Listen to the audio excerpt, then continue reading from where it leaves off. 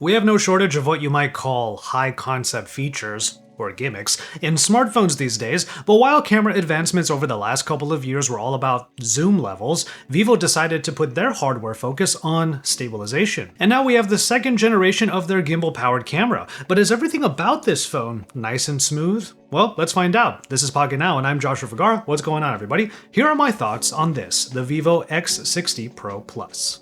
Multiple versions of the X60 line are available, but while the addition of Plus might make you think that this would be the largest of the set, I was actually surprised to find that the Vivo X60 Pro Plus is a little bit conservative. The phone is smaller than I expected, making the ergonomics one of the immediate highlights. One-handed usage in particular is already better than any of the other phones that might have the word Ultra in their name. You still get plenty of screen with a 6.56-inch Super AMOLED display that does rock curves on the sides to minimize the overall footprint. Vivo doesn't go too hard with the design cues across the X60 Pro Plus, but a soft leather backing makes the phone stand out just enough while providing a little bit of grip. It's great to see materials like this being used, even if in this blue colorway I have a little bit more of a muted look than, say, the orange edition. Even the camera bump, which holds a ton of potential within, doesn't stick out too much. It's not shy about showing off though. Not only are the main sensor and the gimbal-toting wide-angle shooter pretty obvious, you of course do get this Zeiss logo prominently displayed. Finally, going around the frame, it's business as usual for a high-end device. There is no headphone jack, but there are dual stereo speakers and a USB-C charging port that supports 55-watt charging. There is no wireless charging, however, for that mostly average-sized 4200 mAh battery unit. So while there might be a modest exterior, it's all hiding a set of powerful internals that are sure to please plenty of power users.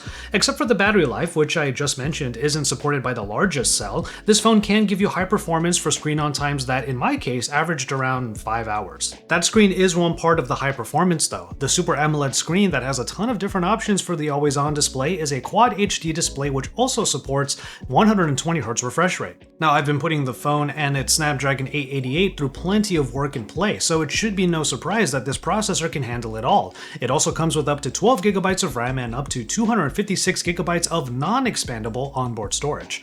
Gaming in particular has been a joy because there are a lot of options for customizing your gaming experience. If you head into the settings, you can find a lot of options for games ranging from notification suppression to performance boosts to quick shortcuts for things like floating apps on top of your game.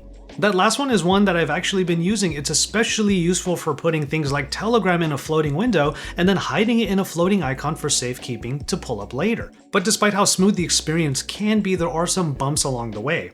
The FunTouch OS interface is a little bit of a throwback in the sense that it reminds us of the less polished versions of other Chinese Android systems. On a surface level, it's not too bad. You still get an app drawer, and Google Discover is the secondary screen over on the side. It's when you dig in a little bit that you find all of the different options that could get overwhelming. You see, despite all of these different settings that include changing up the overall interface theme and even the system font, some parts of the OS just aren't perfectly localized. You can certainly personalize the UI to your heart's content, but plenty of other versions of Android have made strides to ensure that most of the settings that could get in the way are put away when all you need is a little more simplicity. And of course, I have to mention all of the ads and suggestions that are riddled across the interface. I can't begin to tell you how many of these things I would never install, but FunTouch OS certainly thinks that I should. And yes, you can turn all of these ads off, but again, it just furthers the notion that you have to put a little bit more work into this in order to minimize it. Well, maybe this isn't a phone that you get for total simplicity. And of course, that is clear when you get to the camera.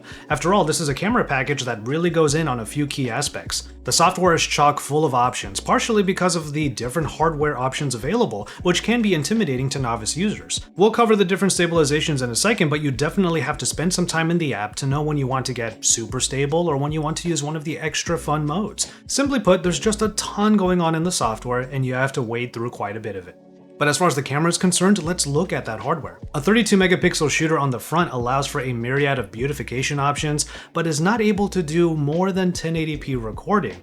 This is a trend that we see in a lot of Chinese phones these days where the front-facing camera just isn't given that level of creative priority. Now, while it's easy to kvetch about this a ton, I also can't truly blame them as much as I used to because it seems there is a move toward using the rear cameras for practically everything, including all of your video content. And in the X60 Pro Plus, it does make sense because of the powerful sensors on the back. The main sensor is the Samsung GN1, one of the largest that is seen on a smartphone. Given the large sensor size and the low aperture, the best part of the shooter is the native shallow depth of field that you can get without even using the portrait mode. It also has good OIS, but not because of a gimbal. More on that in a second. Because Vivo put the gimbal in the ultra-wide sensor, which is itself a powerful 48 megapixel shooter. The ultra-wide sensor does fall a bit short of the GN1 in terms of overall detail and dynamic range, which is expected, but it's still a viable shooter that then gets the smooth treatment. Zoom is not neglected, however, as there are two telephoto shooters on here, a more traditional 2x zoomer at 32 megapixels and an 8 megapixel periscope 5x zoom. Put all together, the hybrid zoom is one that can go pretty far, but ultimately it means that the most practical ranges of up to 10 times are properly rendered. On the photo side, the X60 Pro Plus does a great job in all respects, especially with the Samsung GN1 providing some incredible results. The ultrawide does a good job of supporting the GN1, even if its dynamic range can use a boost, and as per usual, the ultrawide has very little by way of actual subject separation. It's all about getting everything in that dynamic looking frame. But then we get to the ultrawide's main attraction. Vivo's gimbal stabilization reaches its second generation, lending steady shooting to the wide-angle lens for both photos and videos. While all of the different features in the camera app are enticing, obviously the biggest story here is how smooth video footage can turn out to be. But here's one thing that I really enjoy about the gimbal and OIS stabilizations that Vivo added in. There is a visual cue for you to understand how to achieve smooth movement. Any movements that are jerky or sudden will come off as such still, with the gimbal only providing marginal help. So you're given a little dot in the viewfinder that you have to keep within a couple of circles. Ideally, you want to keep the dot in the first circle, minimizing your movements that make it go beyond that threshold. Sure, you might end up moving slower than you might thought, but the footage will come out looking really steady. You can get creative with your moves, putting foreground elements to reveal new subjects. You can do a parallax pan around a subject, or you could just walk, this time with more purpose to keep that dot where it is. And it all results in smoother footage here than on pretty much any other phone. You do have multiple levels of stabilization that can add layers to the hardware that is provided, but ultimately the gimbal does its job quite well, especially when you're also putting in some of the effort. But I would stop short of saying that it fixes everything, and thus it's not quite the killer app that makes this phone immediately eclipse the rest. That's because I think even Vivo unwittingly makes this clear with the main sensor, putting more traditional OIS on it and giving the viewfinder the same visual cue. So while the gimbal gives the wide-angle camera some enhancement, as long as you are adding in the same amount of deliberate movement, I feel like the main sensor does a really good job as well. I mean, since the GN1 is a large sensor, the OIS hardware that's around it has to follow suit. So in a way, the combination of the GN1 and its stabilizer matches the wide angle and Vivo's added gimbal. While that hardware matching is pretty thoughtful, it begs the question of whether or not a gimbal actually rises far and beyond what OIS already provides. And that's where I kind of land with the Vivo X60 Pro Plus, just like I did with the previous gimbal-enhanced camera phone from Vivo, questioning whether or not a serious creator would actually want to put down the money for Vivo's admittedly interesting take on a smartphone camera, especially when the same effects can be had with the right moves and the right tools if necessary. The camera system is great, benefiting from a lot of thought that was put into every major aspect that a flagship camera system should have. I mean, you have zoom if you need it, you have a good enough front-facing camera, you have a wonderful main sensor, and an ultra-wide that does a good job but then gets some extra help.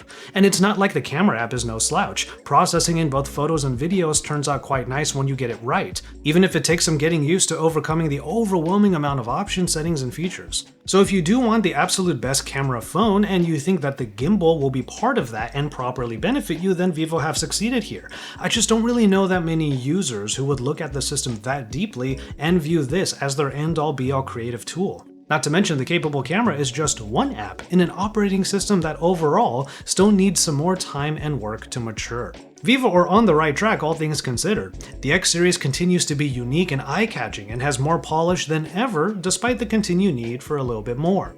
Competitors with the same specs and capabilities do tend to cost way more than the X60 Pro Plus, which is a feather in Vivo's camp. So if the camera is the biggest concern in a smartphone, there's no question that this phone will fit your bill. Just bear in mind that it'll take a little extra work from you, just like it would to steady the camera, to smoothen the everyday experience as well.